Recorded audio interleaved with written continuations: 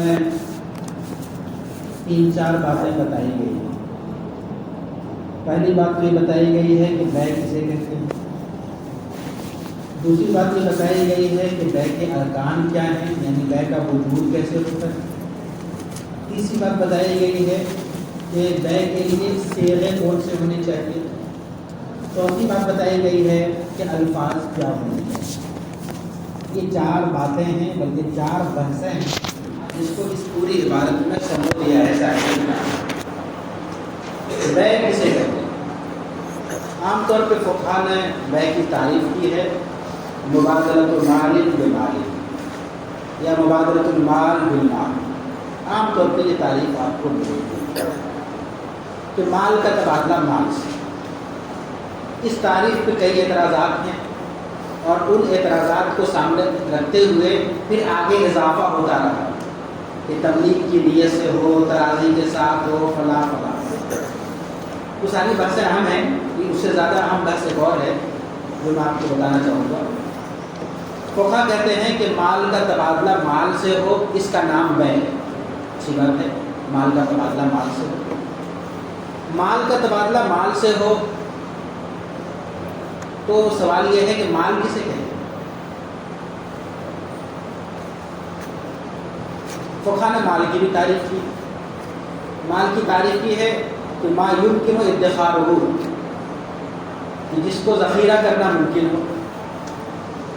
بعض فقہاء نے تعریف کی ہے کہ جس کو پکڑنا اور قبضے میں لینا اور انگلیوں سے چھونا ممکن ہو۔ تو اگر مال کی تعریف یہ ہے تو الیکٹرک کا بل بیکار ہے، کیونکہ آپ پکڑ نہیں سکتے، چھو نہیں سکتے، اسٹور بھی نہیں کر سکتے، جمع نہیں کر سکتے، یہ آپ کے اختیار میں نہیں۔ سڑک پہ گزرتے ہیں، آپ کو ٹیکس دینا پڑتا ہے، ٹھیک ہے۔ اسی طرح دکانوں کی فرنچائزی ہوتی ہے، اس کے لیے پیسے دینے پڑتے ہیں۔ آپ اسکول کا نام رکھنا چاہیں، ڈی پی ایس نہیں رکھ سکتے ہیں، ڈی پی ایس کی جو کمپنی ہے اس کو آپ کو پیسے دینے ہوں گے پھر آپ رکھ سکیں گے، تو وہ یا نام خریدنا پڑتا ہے، اس کو فرنچائزی کہتے ہیں۔ اس طرح کی بہت سی چیزیں ہیں جہاں آپ کو یہ نظر آئے گا کہ کوئی حصی چیز نہیں ہے۔ یہ مثالیں مشکل ہو آپ کو، رائلٹی کا نام سنا ہوگا آپ لوگوں نے، کتابوں پہ رائلٹی ملتی ہے، نام نہیں سنا ہے؟ تو پہلے سے تشریف لائیں۔ حق پہ تباہ بیچا جاتا ہے، یہ تو سنا ہوگا۔ ہر کتاب پہ لکھا ہوتا ہے شروع میں جملہ حقوق محفوظ ہیں، دیکھا ہے کبھی؟ کیا مطلب ہوتا ہے اس کو کوئی دوسرا بغیر اجازت نہیں چھاپ سکتا، نہیں چھاپ سکتا، اور چھاپنا چاہے تو اس کو پیسہ دینا پڑتا ہے۔ اس کو کہتے ہیں حق طباعت، اس کو کہتے ہیں رائلٹی کا حق بکتا ہے۔ آپ کتاب لکھیے اور رائلٹی کا حق کسی مکتبے سے بیچ دیجیے، تو اس میں بکتی کیا چیز ہے؟ چھاپنے کا حق بکتا ہے۔ کتاب تو ایک ہی نسخہ دیں گے آپ کو، بلکہ وہ بھی نہیں دیں گے، ایک حق دیں گے۔ اس سب کو چھوڑ دیجیے۔ لکھنؤ میں ایک برما بسکٹ نام سے کمپنی ہے، سنا ہوگا؟ بزرگ امین آباد گئے ہیں؟ نہیں گئے۔ تو برما بسکٹ نام کی ایک دکان ہے۔ اگر آپ اپنے گاؤں میں چاہیں کہ برما بسکٹ نام رکھیں تو رکھ سکتے ہیں؟ نہیں رکھ سکتے ہیں۔ پہلے آپ کو یہاں جو دکان ہے ان کو پیسے دینے ہوں گے اور نام رکھنے کی اجازت لینی ہوگی پیسے کے بدلے، تو گویا نام بیچا جاتا ہے۔ آج کے دور میں بہت سی چیزیں ایسی ہیں کہ جو بکتی ہیں، لیکن وہاں پہ مال کی تعریف صادق نہیں آئے گی کہ ما یمکن ادخارہ ممکن نہیں ہے۔ آپ اس کا ذخیرہ نہیں کر سکتے، آپ اس کو چھو نہیں سکتے، پکڑ نہیں سکتے۔ آج کے دور میں کچھ چیزیں تو وہ ہیں جس کو مال کہنا بہت آسان ہے، پنکھا ہے، مال ہے، آپ اس کو رکھ لیجئے، پکڑ لیجئے، چھو لیجئے، سب ممکن ہے۔ آپ دیکھ رہے ہیں یہ حصی چیزیں ہیں۔ بہت سی چیزیں ہیں جو حصی نہیں ہیں۔ مثال کے طور پہ آپ نے شیئر خریدا، کسی کمپنی کا شیئر خریدا، بی پی سی ایل کا شیئر خریدا آپ نے، بھارت پیٹرولیم کا، یا جو کار کی کمپنیاں ہیں اس کا شیئر خرید لیا آپ نے، تو کیا آپ اس کو لا سکتے ہیں؟ لے سکتے ہیں؟ کمپنی میں جائیے، کئی 10 شیئر میرے ہیں، مجھے دے دو، نہیں ملے گا، ممکن نہیں. ہاں آپ مالک ضرور ہیں، آپ نے جتنا شیئر خریدا ہے اس کے مالک ہیں، لیکن وہ چیز آپ کو ملے گی نہیں. تو یہ مانوی چیز ہے جو ڈائریکٹ حصی نہیں ہے کہ آپ قبضہ کر سکیں، چھو سکیں، لیکن مانوی طور پہ اس کو مال مانا گیا ہے. لہذا مال کی وہ تعریف جس میں مال کو ادخاروں والی بات کہی جائے تو آج کے دور میں بہت سی چیزیں چھوٹ جائیں گی اور بڑی پریشانی ہوگی کہ اس کو خرید و فروخت کرنا کیسے جائز ہو. اسی لیے بھی دوسری تعریف کی لوگوں نے کہ مال کسے کہیں گے؟ ما تمیل علیہ النفوس، یا جس کی انسان کو ضرورت ہو، جس کی رغبت ہو، شیء مرغوب، جو جس کی رغبت ہو انسان کو، اس کو مال کہیں گے. اور جب مال کی تعریف بدلیں گے تو پھر جو چیزیں چھوٹ رہی تھی وہ تمام چیزیں اس تعریف میں شامل ہو جائیں گی اور ان کا خریدنا اور بیچنا درست ہو جائے گا. تو بات شاید لمبی ہو گئی. اصل مسئلہ ہے کہ مبادلۃ المال بالمال، تو مبادلہ تو جانتے ہیں تبادلے کو کہتے ہیں. مال کسے کہتے ہیں؟ مال کی الگ الگ تعریف ہے. پرانی تعریف کے مطابق حصی چیزیں مال ہوتی ہیں، نئی تعریف کے مطابق یا اور فقہ نے دوسری تعریف کی ہے اس کے مطابق دوسری چیزیں جس کو مال عرفاً مانا جاتا ہے وہ بھی اس میں شامل ہے. اور جب دوسری تعریف کو سامنے رکھیں گے تبھی جا کے بجلی کا خریدنا صحیح ہوگا، ورنہ صحیح نہیں ہوگا کہ مال ہی نہیں ہے. اسی طرح مال میں پھر اور وضاحت ہے کہ مال سے مراد کیا ہے. مال متقوم یا غیر متقوم. میٹا کا بیچنا جائز نہیں ہے، خون بیچنا جائز نہیں ہے. تو یہ سب اسی مال کی بحث ہے کہ مال میں کیا کیا چیزیں شامل ہوں گی. بتا رہے سمجھ میں؟ تو ایک تفصیلی موضوع ہے آج کے دور میں کہ مال کا اطلاق کن کن چیزوں پہ ہوگا. قدیم فقہ نے مال کی تعریف کیا کی ہے، جدید فقہ نے کیا کی ہے، اور اس کا انطباق کن کن چیزوں پہ ہوگا. کیونکہ جب بھی بے کی بات آئے گی تو وہاں مال کی بحث آئے گی. اس لیے کہ بے کہتے ہی ہیں مال کے تبادلے کو، تو پہلے مال ہونا طے ہو جائے. اگر یہ طے ہو جائے کہ یہ مال ہے تب اس کا بیچنا جائز ہوگا، اور اگر طے ہی نہیں کہ یہ مال ہے یا نہیں ہے تو بیچنے خریدنے کا سوال پیدا نہیں ہونا ہے. تو ایک بات تو یہ ہے بے سے متعلق. دوسری بات یہ ہے کہ صاحب کتاب کہتے ہیں کہ بے کا مطلب ہے ایجاب و قبول. بے کا وجود ہوتا ہے کس سے؟ ایجاب و قبول سے. اس کو فنی الفاظ میں کہتے ہیں کہ بے کے دو ارکان ہیں، ایجاب و قبول. یہ احناف کی رائے. دیگر فقہا کہتے ہیں کہ بے کے 5 ارکان ہیں، 2 ہی نہیں ہیں، 5 ہیں. بعض لوگ کہتے ہیں 3 ہیں، بعض کہتے ہیں 4 ہے، لیکن ان 3 اور 4 میں اصلاً 5 چیزیں ہوتی ہیں. وہ کیوں کہتے ہیں؟ وہ اس لیے کہتے ہیں کہ جب بھی کسی بے کا وجود ہوتا ہے تو 5 چیزیں ضروری ہیں. بتائیں گے کچھ آپ کیا کیا ہو سکتا ہے؟ ایک بے کے لیے کیا کیا چیزیں ضروری ہیں؟ بزرگ گالی ٹوکے آپ پیچھے جی بس ذہن لگائیے کیا کیا ہو سکتا ہے. کسی بے میں کو وجود میں آنے کے لیے کیا کیا چیزیں ضروری ہیں؟ آپ بزرگ جی جی پیسہ دے جی اور آپ سمن مبیع سمن مبی آپ لوگ ایجاب قبول جس چیز تو ہے ہی جناب. جس چیز کی پے کرنے جا رہے ہیں وہ موجود ہو. آپ کا وطن کیا ہے؟ راجستھان کوٹا. کوٹا سے مجھے لگا سمجھ گیا. جی چلیے بار تو بے کو وجود میں آنے کے لیے 5 چیزیں ضروری ہیں. نمبر 1 مبی کا ہونا ضروری ہے. نمبر 2 سمن کا ہونا ضروری ہے. مبی کا ہونا ضروری ہے. نمبر 1 مبی نہیں ہے تو آپ خریدیں گے کیا؟ مبی نہیں ہے تو کیا خریدیں گے؟ تو بے کے لیے مبی کا ہونا ضروری ہے. تنہا ایجاب و قبول کافی نہیں ہے. آپ 10 بار ایجاب و قبول کر لیجیے، آپ کے پاس بیچنے کی چیز ہی نہیں ہے تو کیا بے ہو جائے گی؟ نہیں ہوگی بے. مبی ہونا ضروری ہے نمبر 1. نمبر 2 سمن ہونا ضروری ہے. آپ بس پیسے ہونے چاہیے تبھی آپ خرید پائیں گے. مٹھائی بہت اچھی بک رہی ہے، منہ میں پانی بھی آ رہا ہے، جیب میں پیسے نہیں ہیں، خریدیں گے؟ ہاں ایک چیز کر سکتے ہیں، چھین سکتے ہیں، لوٹ سکتے ہیں، چوری کر سکتے ہیں، یہ سب ممکن ہے، لیکن اس کو بے نہیں کہتے ہیں. اس کو بے کہیں گے؟ لوٹ لیجیے بس ہے. चुरा लीजिए, चोरी है, ठीक है। बे नहीं है, बे के लिए क्या होना चाहिए? मबी होना चाहिए, नंबर 1। नंबर 2, समन होना चाहिए जिससे आप खरीदें। नंबर 3, आक़िदैन होना चाहिए, खरीदने वाला होना चाहिए और बेचने वाला होना चाहिए। खरीदने वाला मौजूद है डालिए, बेचने वाला डालिए पुल पे, खरीदने वाला कोई नहीं, बैंक मौजूद हो जाएगा? नहीं होगा। आक़िदैन का होना ज़रूरी है। 4 चीज़ हो गई, नंबर 1 मबी, नंबर 2 समन, नंबर 3 आक़िदैन यानी बाए और मुश्तरी। अब 5वीं चीज़ रह गई है, बुजुर्ग आप बताइए, पीछे वाले नहीं, 5वीं चीज़ बच गई है। आप बुजुर्ग जल्दी, ये 4 चीज़ें हैं, वह हो जाएगी। ये बहुत अच्छा, किसने कहा? इजाब और कबूल हमारे फ़िक़ह में है। ये असलन इसके लिए है कि सेगा, जो लीगल फ़क़हा है वो कहते हैं सेगा होना चाहिए। सेगा से मुराद सिर्फ सेगा नहीं है, बल्कि ये जो अमल होगा, चारों चीज़ जुड़ेगी कैसे?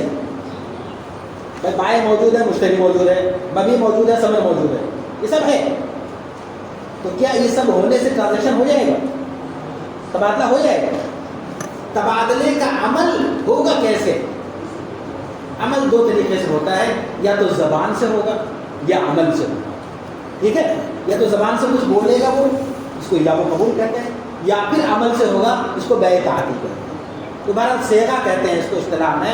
तो ये 5 चीज़ें हैं, इन 5 का होना ज़रूरी है। मबी का होना ज़रूरी है, समन का होना ज़रूरी है, बाय का होना ज़रूरी है, मुश्तरी का होना ज़रूरी है और सेगा का। बात समझ आ रही? तो ये है बै के अरकान अहनाफ के यहाँ और दीगर फ़क़हा के यहाँ। तो 2 बात क्लियर हो गई, एक बै किसे कहते हैं, दूसरा बै के अरकान के हैं, क्लियर है। अब आते हैं तीसरा, बै का वजूद होगा तो क्या बै के वजूद के लिए बोलना ज़रूरी है? क्योंकि जब हम सेगा कहते हैं तो ज़हन डायरेक्ट वही जाता है, सेगा का मतलब बोलेगा तभी तो सेगा होगा। तो क्या बोलना ज़रूरी है या बोलना ज़रूरी नहीं? पहले इसको करें, बै के वजूद पाने के लिए क्या बोलना ज़रूरी है? क्या अल्फाज ज़रूरी है या ज़रूरी नहीं? इसका जवाब ये है कि बोलना ज़रूरी नहीं, अल्फाज ज़रूरी नहीं। बै का वजूद होगा अल्फाज के ज़रिए से, बै का वजूद होगा तहरीर के ज़रिए से, बै का वजूद होगा अमल के ज़रिए से। ये 3 चीज़ें हो सकती हैं। अल्फाज के ज़रिए से, मसलन आप ये कह रहे हैं कि मैं ये ख़रीदता हूँ और अल्लाह कहता है बेचता हूँ, ये अल्फाज है। अभी हम सेगों में बात करेंगे आगे। अल्फाज के ज़रिए से बै होती है।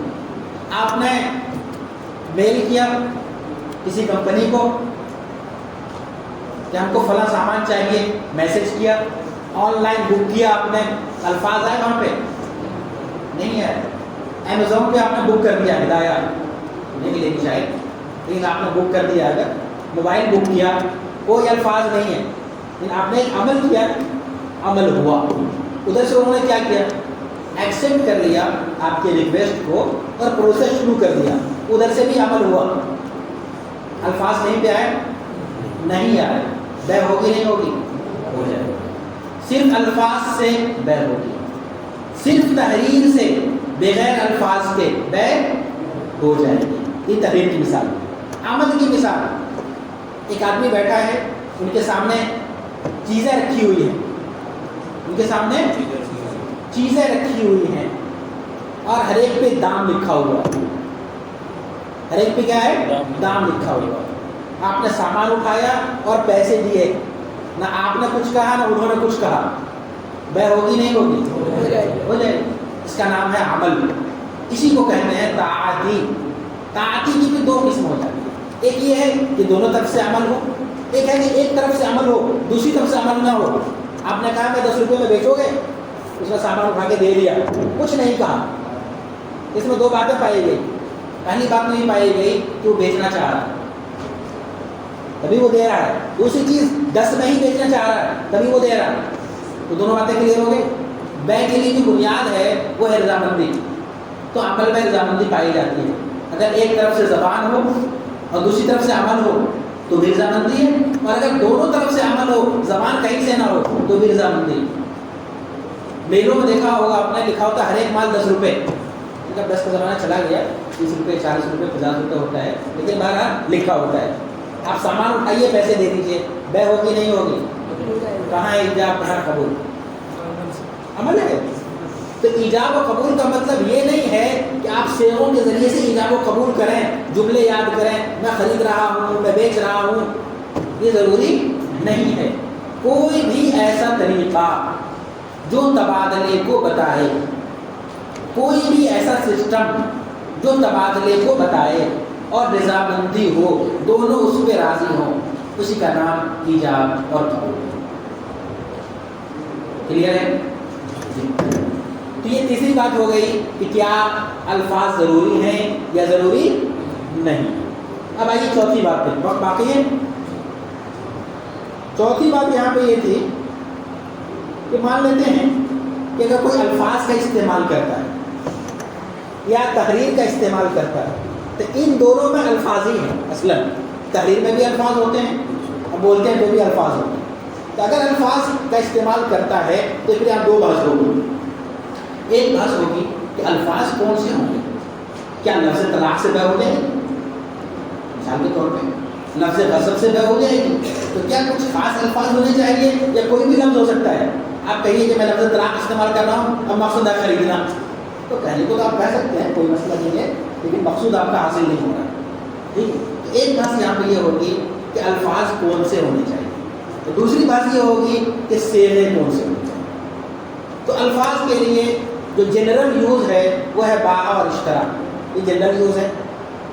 البتہ باء اور اشترا میں وہ تمام الفاظ شامل ہیں جس میں لینے اور دینے کی بات پائی جائے, جس میں تملیک اور تملک کا مفہوم پایا جائے, چاہے وہ ملکہ استعمال کرے, آخذہ استعمال کرے.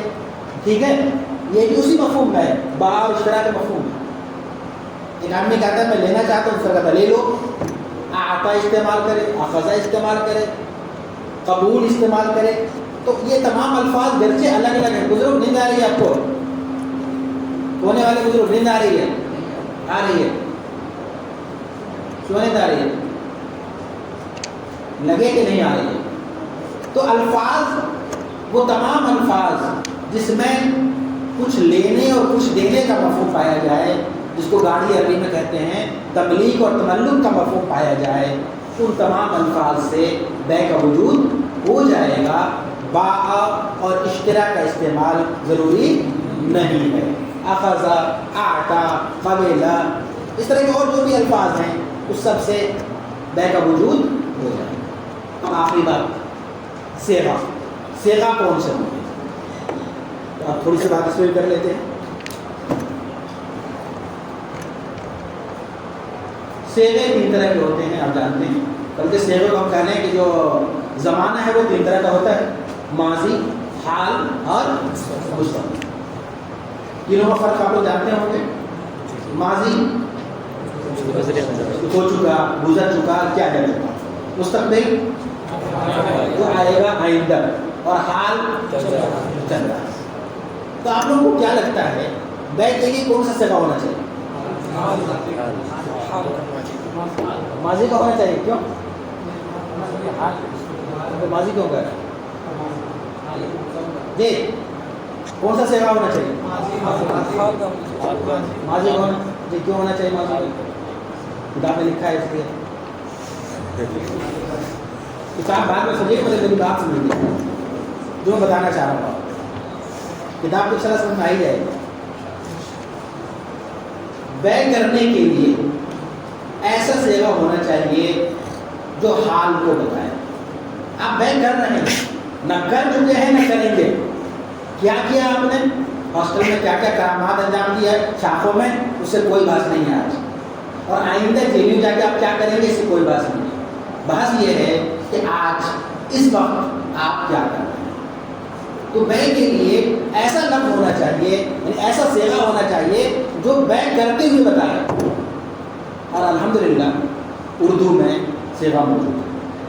میں بیچ رہا ہوں, میں خرید رہا ہوں, موجود ہے نہیں؟ تو ایسا ہی صیغہ ہونا چاہیے اور اصلاً صیغہ یہی ہے بے کے لیے جو اردو میں ہے. اتفاق یہ ہے کہ عربی میں ایسا صیغہ نہیں ہے. یا تو ماضی کا ہے جو ماضی کی خبر دیتا ہے, یا پھر حال اور مستقبل کے لیے ایک ہی صیغہ ہے, اس میں طے کرنا مشکل ہے کہ حال کہہ رہا ہے یا مستقبل کہہ رہا ہے. اگر کوئی کہہ رہا ہے میں خریدوں گا, ٹھیک ہے, تو اس میں مفہوم کون سا ہے, حال کا ہے یا مستقبل کا ہے؟ یہ کیسے مستقبل کا ہے؟ اس پہ نحویین کے یہاں بڑی لمبی بحث ہے کہ اصلاً حال کے لیے ہے یا اصلاً مستقبل کے لیے. اس بحث کو بھی پڑھیے آپ لوگ, بہت دلچسپ بحث ہے کہ مضارع کا صیغہ اصلاً کس کے لیے ہے, حال کے لیے ہے, مستقبل کا بھی معنی پایا جاتا ہے, یا مستقبل کے لیے ہے, حال کا معنی پایا جاتا ہے. اس بحث میں آپ کو یہ ملے گا. بعض لوگوں کی رائے یہ ہے کہ اصلاً حال کے لیے. دلیل یہ ہے کہ جب مستقبل کو طے کرنا ہوتا ہے تو سینہ سوفہ کا استعمال کرتے ہیں. اس کا مطلب یہ ہوا کہ اگر مطلق مضارع کا صیغہ آیا, سینہ سوفہ نہیں ہے, تو وہ حال کے لیے. لیکن یہ ایک رائے ہے. دوسری رائے یہ ہے کہ یہ مستقبل کے لیے ہے, حال کے لیے نہیں. تو بہرحال اصلاً بے کے لیے ایسا صیغہ چاہیے جو حال کو بتائے, اور عربی میں حال کے لیے ایسا صیغہ ہے جو دونوں پہ مشتمل ہے, حال اور مستقبل دونوں. تو کیا کیا جائے؟ ایک رائے یہ ہے کہ اگر مستقبل کا صیغہ استعمال کرے اور نیت حال کی کرے تو مستقبل کے صیغے سے بے کا وجود ہو جائے گا. کیا کرے؟ مستقبل کا صیغہ استعمال کرے لیکن نیت حال کی کرے تو. لیکن دوسری رائے یہ ہے کہ نہیں, صیغہ مستقبل کا ہے اور مستقبل کا مطلب ہوگا آئندہ کریں گے, اور جو چیز مستقبل کی ہوتی ہے اس میں یہ احتمال ہوتا ہے کہ یہ ایک آئندہ کے لیے وعدہ ہے, بے نہیں ہے بلکہ بے کا وعدہ ہے. میں ایسا کروں گا, کریں گے نہیں کریں گے اس کی کوئی گارنٹی نہیں ہے. بزرگ یا تو اندر آ جائیے یا باہر چلے جائیے, اپنے دلوں میں جائیے یا اس میں یہاں آ جائیے, اختیار ہے بیٹھنے کا.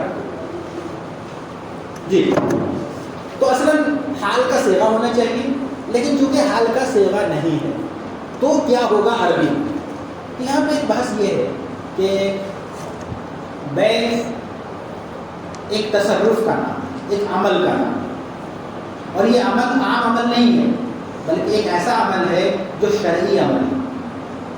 کل بتایا تھا آپ کو کہ بے کا ثبوت کتاب اللہ سے ہے, سنت رسول سے ہے, اجماع سے اور قیاس سے ہے.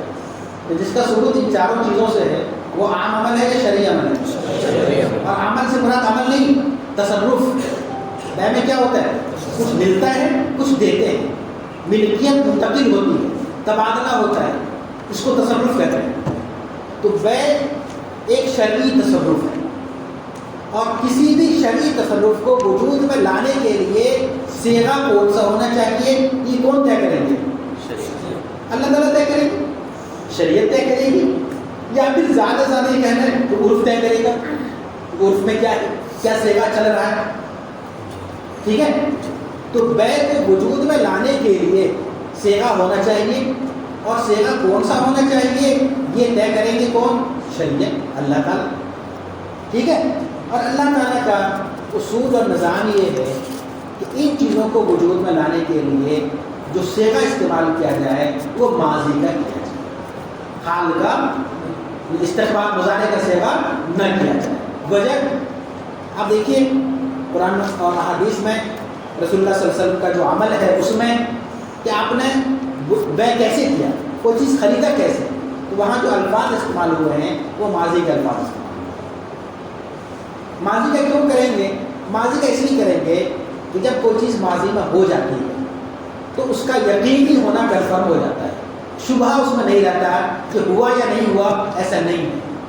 بلکہ اگر یہ کہا جائے کہ کل ایسا ہوا تھا, کل بریانی بٹھی تھی, تو شبہ ہے, نہ ملی ہو آپ کو آپ کی قسمت, لیکن بٹی ہوگی 100% ہے, کیونکہ ماضی کی خبر ہے. یہ بات سنا رہی ہے. تو ماضی کے لیے جو صیغے ہیں اس میں کنفرمیشن ہے, یقینی ہے, اور جو مستقبل کا صیغہ ہے اس میں یہ کیفیت نہیں ہے. تو ماضی کا صیغہ گرچہ ماضی کے لیے ہے, ماضی کا صیغہ گرچہ ماضی کے لیے ہے، یعنی ماضی کی خبروں کو بتانے کے لیے ہے، اخبار کے لیے ہے، لیکن اسی کو کسی تصرف کو وجود میں لانے کے لیے استعمال کیا جائے گا۔ یہ بات شریعت سے معلوم ہے۔ تو جب یہ بات شریعت سے معلوم ہوتی ہے اور عرف سے بھی اس کی تائید ہوتی ہے تو بے کے لیے کون سا صیغہ ہونا چاہیے؟ ماضی کا صیغہ۔ بات سنا رہی ہے بزرگ؟ آپ ہی کی بات صحیح ہے، لیکن اس تفصیل کے بعد جو میں نے آپ کو بتائی، میں نے گلا میں تو لکھا ماضی کا صیغہ ہونا چاہیے، وہ آسان ہے کہنا۔ تو یہ ہے پورا اس کا پس منظر کہ صیغہ کیا ہونا چاہیے، کیسے ہونا چاہیے۔ انشاءاللہ کل الفاظ کو کچھ بحث کی ہے صاحب کتاب میں، اس کو بھی انشاءاللہ تھوڑی سی بات کریں گے۔ پھر اس کا آپ لوگوں کے لیے ترجمہ ضروری ہوگا تو ترجمہ بھی کیا جائے گا، ورنہ میری رائے تو نہیں ہوتی ہے کہ اب آپ لوگ ترجمے سے بلند ہو چکے ہوں گے۔ عربی اول میں الفاظ الراشدہ پڑھنا شروع کیا ہوگا، اس میں پڑھنے کا منہج رہا ہوگا، عبارت پڑھیے، ترجمہ کیجیے، الفاظ و معنی لکھیے، ایسے تھا وہ لوگ۔ اگر عالیہ ثالثہ میں آ کے بھی وہی ترجمہ کرنا پڑے تو آپ کا علمی ارتقا کہاں ہوا؟ تو صرف موضوع کی گفتگو ہونی چاہیے، ترجمہ آپ خود کر لیں گے، اندر سے اطمینان نہیں ہوگا، پھر ترجمہ کریں گے۔ ٹھیک ہے، سمجھ میں آیا آپ لوگوں کو؟ عبارت کلیئر ہو گئی؟ جی